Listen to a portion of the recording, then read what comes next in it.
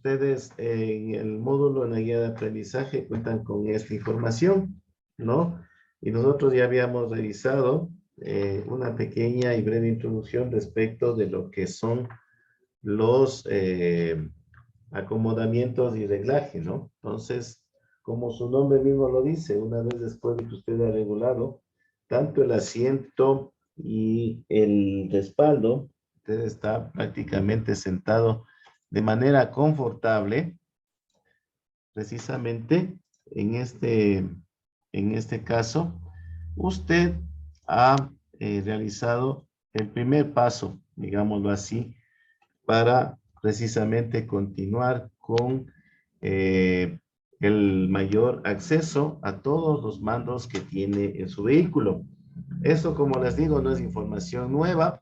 Muchos este tema lo conocen, lo dominan y pues vamos a esperando que algún aspecto en particular tal vez sea un aporte o en caso contrario confirme lo que como es de conocimiento público, ustedes ya lo saben. Y pues bien, en este caso hemos accionado o estamos listos precisamente para accionar los mandos como dijimos en una sesión anterior, los pies, el pedal del acelerador, el pedal del freno, el pedal del embrague, una pequeña acotación respecto de aquello. Resulta que tanto el pedal del acelerador como el pedal del freno es maniobrado por nuestro pie derecho y el pedal del embrague es accionado precisamente por el pie izquierdo. ¿Por qué se ha determinado que prácticamente el pedal del acelerador y pedal del freno sean maniobrados por el mismo pie? Porque causan el efecto contrario.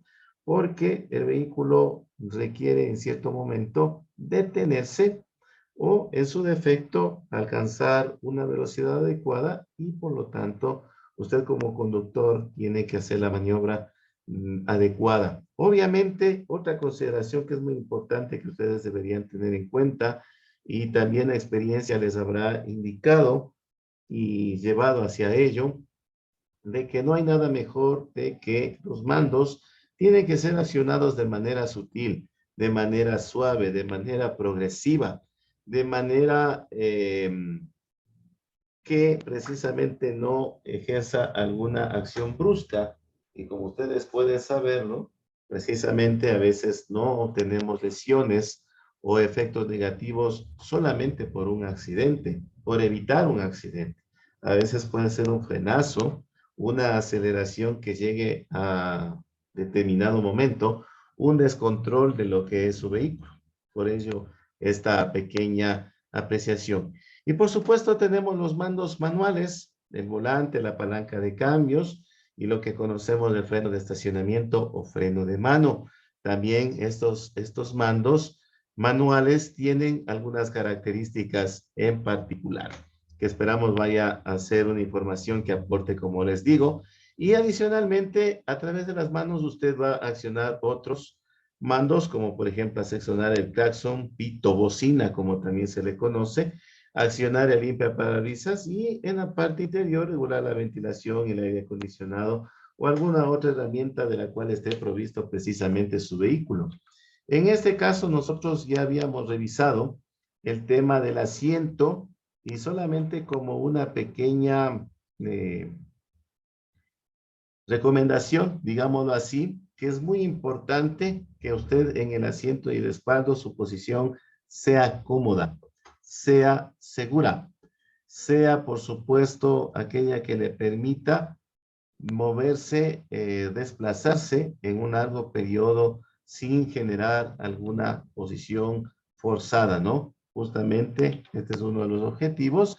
Adicionalmente, aquello también ya habíamos dicho de que el asiento tiene que estar a una distancia adecuada, ¿sí?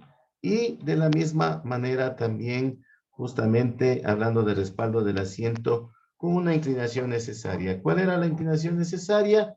Un ángulo que no sea inferior a los 95 grados y tampoco superior a los 105 grados para que usted no conduzca demasiado reclinado hacia atrás y de hecho de esa manera usted va a tener el acceso adecuado y cómodo a todos los mandos y por supuesto hacer el reglaje debido del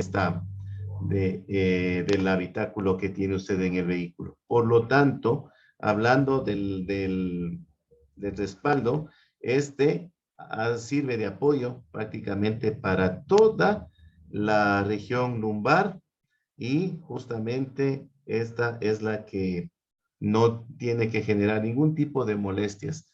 Cuando usted circula, camina inclusive, se moviliza fuera de la conducción, estamos hablando, o realiza una actividad física de una manera incómoda, con movimientos, con directrices que no son tan naturales a su constitución, usted nota que primero va a aparecer el agotamiento, que esto va a generar algún tipo de molestias y es la misma manera análoga en la cual se habla respecto de todo lo que es el asiento y respaldo en el puesto del conductor. Por lo tanto, tengamos en cuenta y en consideración que siempre el asiento y respaldo sean o representen para nosotros una posición cómoda y que nos brinden confort, ¿sí? Porque prácticamente esto ayuda a lo siguiente. Acá podemos ver, ¿no? A que usted llegue con los pies a los pedales, tanto del embrague, pie izquierdo, freno y acelerador, pie derecho, de tal forma que se pueda pisar a fondo sin que usted tenga que inclinarse o desplazar toda su humanidad hacia adelante. Las piernas, recordemos que tenían que estar ligeramente flexionadas y no totalmente extendidas. Ahora bien, nosotros debemos orientar adecuadamente también adicionalmente a esto lo que son los espejos retrovisores y eso era muy importante, un tema que no tenemos que olvidarlo porque eh, hacerlo en el momento de la conducción representaba una distracción. Abrocharse el cinturón de seguridad. No olviden. Y no lo hagan porque esto representa tal vez una contravención, etcétera, ¿no? Recuerden cuál es la función y el rol que cumple el cinturón de seguridad, ¿no? Es un momento, en el momento más complicado de una emergencia, precisamente es cuando se pone a prueba todo el funcionamiento y el estado óptimo o defectuoso de lo que estos dispositivos precisamente tengan que estar en el momento de la conducción. Bueno, eso como un paréntesis que teníamos que hacerlo. Ahora bien, el tema del acomodamiento y reglaje de usted en la conducción ya hizo la inclinación de vida, alcanza a todos los mandos, pues ahora es el momento de llegar a maniobrar todos y cada uno de ellos. ¿Cómo teníamos que tomar el volante? También los brazos ligeramente presionados, no totalmente extendidos, porque les habíamos indicado que en un momento de subviraje o sobreviraje era o iba a resultar un poco incómodo, de caso más prácticamente no factible, poder maniobrar el mismo. Recuerden que usted el volante debe tomarlo con ambas manos de manera permanente y, por supuesto, es uno de los mandos que lo estamos haciendo continuamente su direccionamiento, ¿no? Entonces, podríamos obviar cualquier tipo de mando, pero el volante no. El volante estamos sosteniéndolo y lo mejor es hacerlo correctamente, ¿no? ¿Cómo se lo hace? ¿Cómo se lo toma? Ya habíamos dicho, las muñecas sobre el marco del mismo, con la hora que marque su reloj de las 9:15. ¿Sí? Entonces, también este acomodamiento y reglaje ayuda a que nosotros accionemos la palanca de cambio de velocidades y el resto de los mandos manuales del vehículo sin la necesidad de separar el cuerpo de respaldo y tampoco desplazarlo e inclinarlo lateralmente.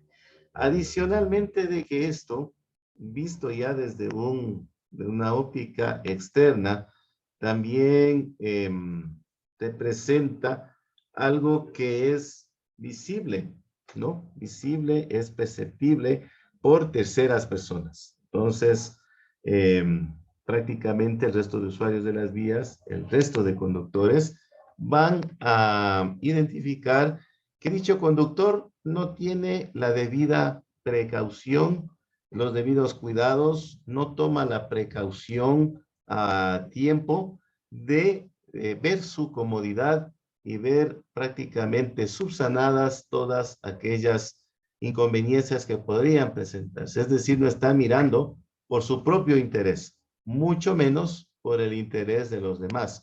Y recordemos que dentro de lo que es tránsito, lo que prima en este caso prácticamente es que el conductor, sobre todo el conductor, ¿no? Porque el alto porcentaje de los accidentes, de las emergencias están dadas precisamente por los conductores y los peatones en conjunto, es el responsable de velar por la seguridad de terceros, ¿no? Entonces, he ahí el asunto cual tenemos que decirlo. Respecto de la altura del asiento, algo dijimos en la sesión anterior, y acá nuevamente presentamos un esquema de cómo debe quedar al ángulo de visión suyo el reglaje de los espejos, ¿no? Acá también, no sé si tengo en esta lámina o en la siguiente, exacto.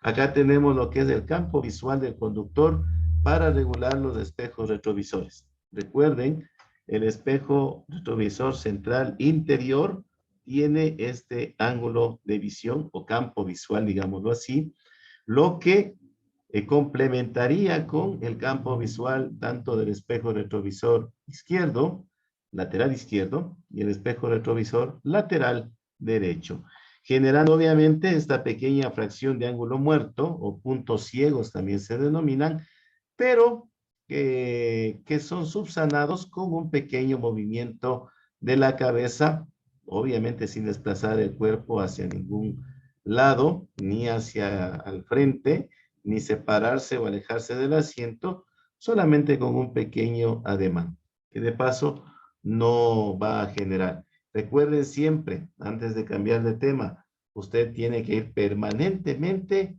chequeando lo que son los espejos retrovisores. Un buen conductor tiene como su mejor aliado los espejos retrovisores para la conducción, ¿no?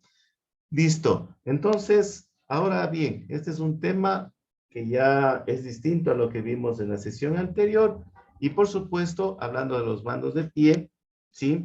Como les decía, con el pie derecho se activa el pedal de acelerador y de freno porque crean efectos distintos, totalmente contrarios, y mientras que con el pie izquierdo se acciona el pedal del embrague. Ahora bien, respecto de esta parte, decirles que el pedal del acelerador, este pedal va a regular que la entrada del carburante al motor, por cuanto más delicado sea su maniobrabilidad, mientras más técnica sea la manipulación del mismo, usted va a conducir de mejor manera y de paso va a ahorrar combustible. Mucho ojo con eso, ¿no? Que también hay una manera que se denomina manera eficiente, eficaz y efectiva, la que le permite a usted ahorrar combustible, ¿no? Que es otro tema que lo veremos a futuro. Sí, porque usted aprieta más el pedal, más carburante va a entrar. El vehículo va a circular mayor velocidad y potencia, ¿no? Es un mando y todos los mandos, de hecho, de pie y manuales, son sensibles en el vehículo. Por lo tanto, hay que guardar muchísimo, muchísimo cuidado. Sí, no es aconsejable, como les dije anteriormente, que usted lo apriete hasta el fondo, ¿ya? Porque primero va a consumir mayor carburante. Usted va a notar por el desarrollo de sentido de la audición que genera un ruido que de paso es molestoso, ¿no? Algunos inclusive dicen que las personas que aceleran demasiado en el arranque de un vehículo se les denomina camarones. Es un término muy, muy común para reflejar que prácticamente el conductor adolece de técnica, de pericia, de experticia, de experiencia en este caso, ¿no? Sobre todo el conductor que lo hace a la defensiva, el conductor que es seguro, no es ese conductor agresivo que de hecho manipula todos los mandos de manera brusca. Sí, lo hace. Y ustedes tienen también que aprender a desarrollar el sentido auditivo para percatarse en qué momento también deben dejar de acelerar y tienen que realizar el cambio de marchas, ¿no? Eso es algo que también sería bueno verlo en una siguiente sesión. El tema del pedal del freno, ¿no? El pedal del freno es una manera análoga del acelerador. Ambos se accionan con el mismo pie, como les dije. No se va a poder presionar los dos pedales a la vez, por fortuna, porque tienen precisamente una finalidad contraria, ¿no? Lo que les había dicho anteriormente. De la misma manera, recomendación para la manipulación del pedal de freno, hacerlo con suavidad y progresivamente. Otro de los manos de pie prácticamente es el pedal del embrague. Y ¿qué es lo que logra en el conductor o le permite al conductor? Precisamente decidir si el movimiento del motor se transmite o no a la caja de cambio de velocidades. Cuando no está seleccionada ninguna relación de marcha, es lo que nosotros conocemos como punto muerto o el cambio neutro, ¿no? Es decir, no está apto el vehículo para echar la marcha, ¿no? Recordemos que también el vehículo tiene la finalidad de marchar en sentido de avance o en sentido de retroceso. Algo más que tengamos que manifestar respecto del pedal del embrague, ¿sí? Nosotros exclusivamente maniobramos este mando con el pie izquierdo, ¿sí? Está claro esta situación. Ahora, ¿qué es lo que permite? Si usted pisa a fondo el pedal del embrague, ¿sí? Justamente va a interrumpir el movimiento del motor y la caja de cambios. Al soltar el embrague, el motor va a estar en una posición de acoplado y embragado. Hay una conexión entre el movimiento motor y la caja de cambios. Es decir, lo que les dije en otras palabras, le permite prácticamente acceder a la caja de cambio de velocidades. Eso es lo único que hace el embrague, ¿no? En el caso de los mandos manuales, sí, los mandos manuales que son los que nos corresponden en este momento, prácticamente el el que va a ser maniobrado con mayor temporalidad es justamente el volante. ¿Por qué nos referimos al volante? Bueno, porque a través del volante usted va a darle la dirección a las ruedas directrices del vehículo, ruedas delanteras, ¿no? Debe de la misma manera. Recomendación, hincapié, tomarlo con suavidad y a la vez con firmeza, con ambas manos y con una posición al equivalente a las 9:15 o 10:50 de las agujas del reloj también.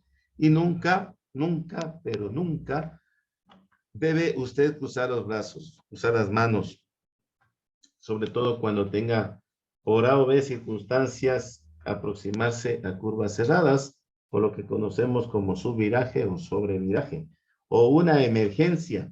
Imaginemos una emergencia en la cual está con las manos cruzadas o está solamente sujetando el volante con una mano. La maniobra no va a tener el éxito deseado, ¿no? Aparentemente tendría la ligera sensación de que su maniobra de control del volante va a fracasar, ¿sí? Entonces, recordemos que el volante es el principal mando manual, su accionamiento es continuo, 99.99% diría yo. Al girar el volante a través de la dirección, usted orienta las ruedas delanteras y por tanto el vehículo. El volante, justamente, ha de tomarse por la parte exterior, nunca por la parte interior. Ha de tomarse con ambas manos, como ustedes pueden ver en la gráfica, bien firmes, pero sin rigidez. ¿Cómo están los brazos del conductor? Ligeramente flexionados. Las manos siempre han de estar sobre el volante en el momento del inicio de la marcha. ¿Sí? Si usted tal vez tendría que soltarlo, lo haría únicamente por la razón siguiente. Puede soltarlo para manejar otros mandos, como por ejemplo, ¿cuál? La palanca de cambios. ¿no? No puede soltarse para accionar los indicadores, pues la disposición de estos permite accionarlos manteniendo el dedo pulgar sobre el arco del volante, ¿no? Es una maniobra muy sencilla. No deben cruzar nunca las manos sobre el volante al girarlo, ni siquiera cuando usted tome curvas muy cerradas. Tenga mucho cuidado. Puede perder el control de la dirección y muchas de las ocasiones, dada la circunstancia de recorrido, probablemente la misma velocidad, en algunas condiciones el conductor se ofusca, ¿sí? Entonces es muy recomendable. No nos compliquemos en el tema de la conducción. El conductor seguro, el conductor positivo prácticamente es aquel que se descomplica en su maniobra. Se descomplica cuando hace las cosas mucho más sencillas, lo que le manda el manual, lo que le manda la seguridad, lo que le manda prácticamente el sentido común. No complicarse prácticamente buscando o generando condiciones que están un poco extrañas fuera de la naturaleza de lo que está realizando. Buscamos sencillamente y veremos que esa va a ser la forma más efectiva de superar lo que no está previsto, pero tampoco es evitable, que son los accidentes. Respecto del freno de estacionamiento, todos ubicamos dónde está ubicado el freno de estacionamiento. Esta es una palanquita o freno de mano también, que justamente va a mantener inmovilizado al vehículo cuando usted no está en él. Es decir, cuando lo ha estacionado, lo ha detenido por un pequeño lapso de tiempo y precisamente en el caso de algún fallo, supongamos que usted lo dejó en punto neutro, en cambio neutro, ¿sí? Y en una pendiente, ahí viene la utilidad del freno de mano. Se acciona, como dice acá, precisamente mediante una palanca que justamente inmoviliza las ruedas traseras del vehículo, ¿no? Actúa sobre las ruedas traseras del vehículo.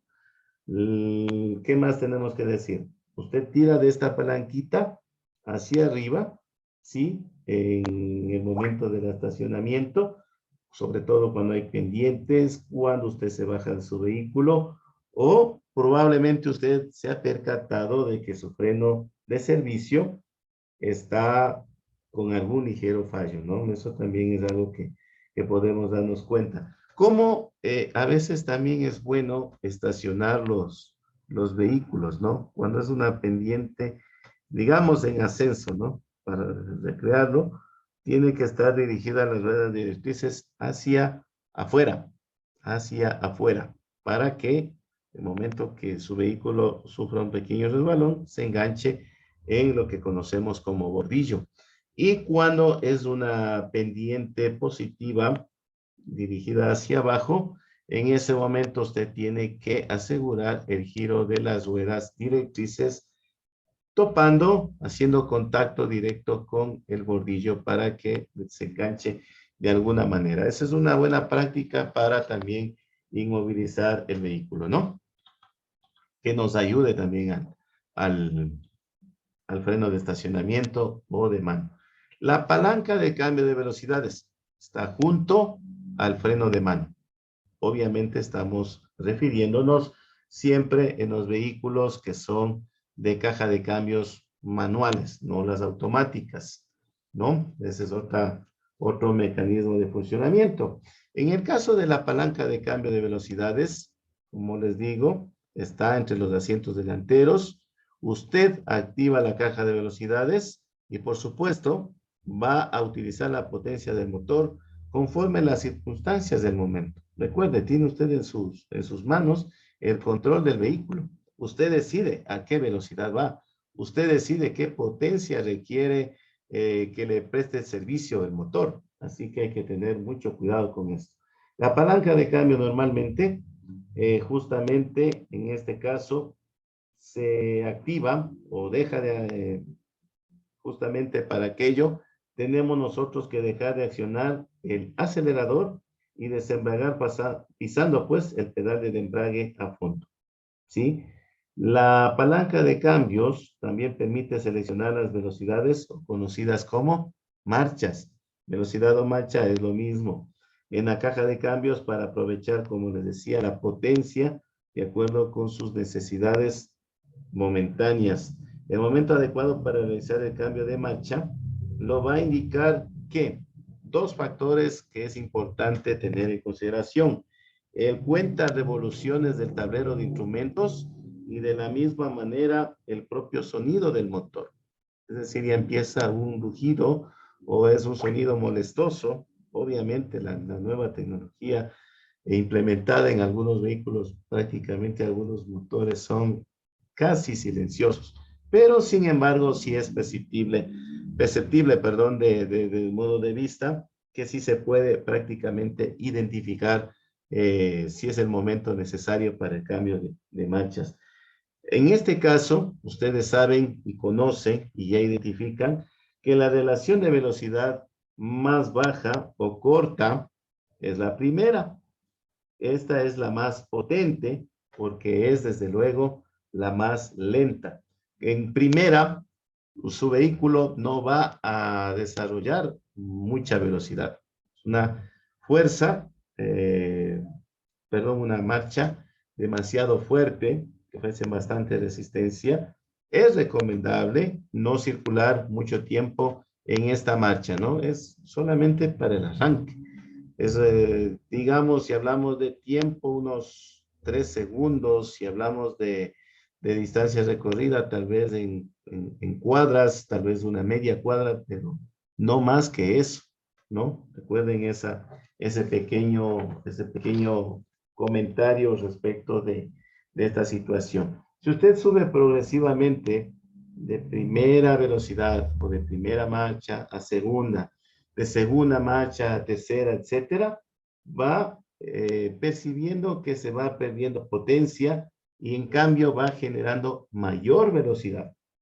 Cuando usted reduce las marchas para justamente reducir la velocidad o retener la velocidad, en cambio va a producir el efecto contrario, es decir, va a haber mayor potencia. Es decir, usted inclusive, esta es una técnica que se utiliza muy comúnmente en el caso de emergencia, sobre todo cuando usted percibe que de pronto el freno de servicio podría llegar a sufrir un defecto, usted aprovecha lo que se conoce como el freno motor, es decir, tiene que volver a las primeras marchas, es decir, está circulando en cuarta, debe regresar a tercera, inclusive a segunda, ¿no? Aproveche el freno de motor. Otros manuales que nosotros tenemos y que no los hemos olvidado, prácticamente son las que tenemos acá, ¿no?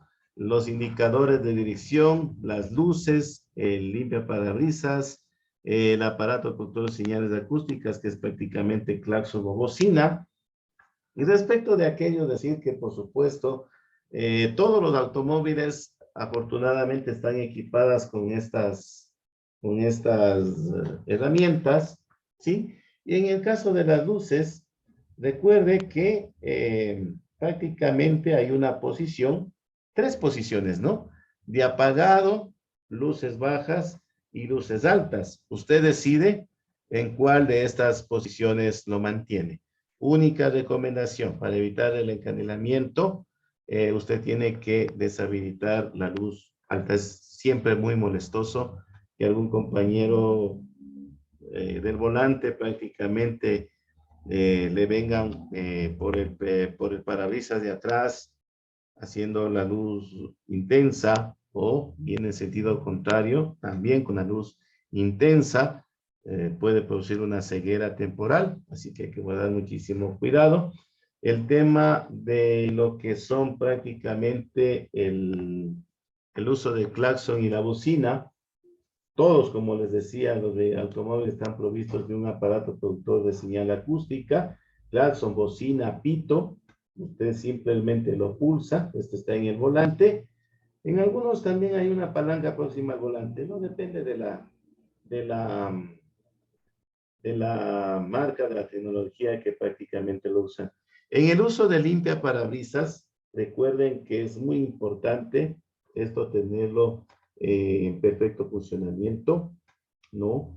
Usted también revise que el compartimento en el cual está dicho fluido esté en servicio, esté lleno, para que usted en el momento que necesite prácticamente obtener una buena visibilidad, lo active con total seguridad para alejar lo que es humedad o polvo del parabrisas, para que usted prácticamente tenga un viaje confortable, ¿sí? Recuerde también que si el mismo está generando rayones eh, o no es uniforme, requiere también un cambio urgente, porque justamente deja zonas sin cubrir que podría ser lamentable en el momento de una inconveniencia, ¿no? El limpiaparabrisas, perdón, el lavaparabrisas es también un dispositivo que está activado dentro de los brazos de, no está en los brazos, ¿no? Está en el capot del vehículo y es justamente el que lanza el chorrito de agua sobre el parabrisas para facilitar la labor que hace el limpiaparabrisas o las plumas, ¿no? Si de pronto no tenemos claro el concepto, ¿no? Limpiaparabrisas o plumas y y el lavaparabrisas es el dispositivo que lanza el chorro de agua. Ahora bien, tenemos que revisar este tema como introducción de el que vamos a ver en la próxima sesión, y por eso os pido un poquito de paciencia. No, nosotros una vez visto este tema del acomodamiento, del reglaje y todo, tenemos que también familiarizarnos con lo que es la terminología de los mandos, que ya les explicamos, que habían los tipos de pies y los manuales, así como los laterales. Y por supuesto, acá tenemos que hacer un poquito énfasis en los testigos o luces testigos que se llaman también, que son a manera de pictogramas, ¿no? Que tienen prácticamente una manera clara de identificarlos, ¿no? Ustedes pueden ver que, por ejemplo, si estos son de color verde o azulados, le informan a usted prácticamente que dicho sistema está activo y está en perfecto estado, ¿no? Verde o azulado. Si por el contrario, el mismo se presenta de color amarillo, ámbar o anaranjado también para que lo identifiquemos mejor, indica que existe un riesgo y requiere la precaución por parte de usted. Tiene el tiempo, la posibilidad, la factibilidad de justamente tomar la medida correctiva de acercarse a un taller mecánico, ¿no?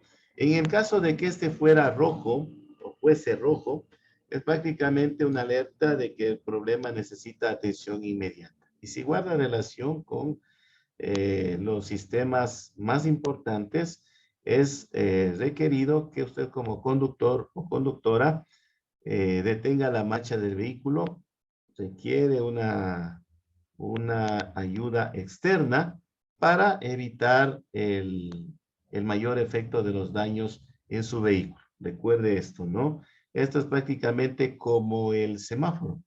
Sí, el semáforo color verde no representaba ningún inconveniente, el color amarillo representaba una alerta y por supuesto el color rojo es prácticamente un peligro o deténgase.